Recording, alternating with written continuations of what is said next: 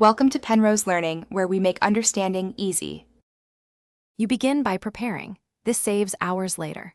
First, back up your Mac OS system and any bootcamp data. Use Time Machine or a disk image so you can restore files if needed. Once done, free at least 50 GB on the internal drive and plug into AC power. Interruptions ruin installs.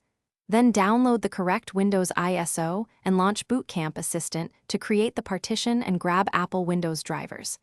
This step sets the stage. Make sure your product key is handy. You now execute the reinstall.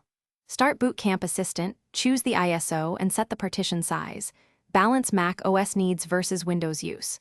Once the assistant restarts, run the Windows installer, select the Bootcamp partition, and format it as NTFS. This ensures a clean install.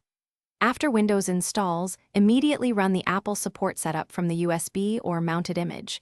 These drivers restore trackpad, keyboard, and networking. After a reboot, open the Bootcamp control panel to set startup disk and feature preferences.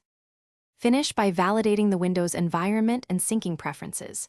You should check Device Manager for missing drivers and reinstall Apple support if anything shows as unknown. This fixes audio and network issues. If the Mac won't boot to the desired OS or hardware behaves oddly, reset NVRAM or SMC. This often corrects startup and peripheral problems. Finally, restore your personal files from backup. If partitioning went wrong, use Mac OS Recovery and Disk Utility to revert. Thanks for watching. If this was helpful, leave a like and consider subscribing. See you next time.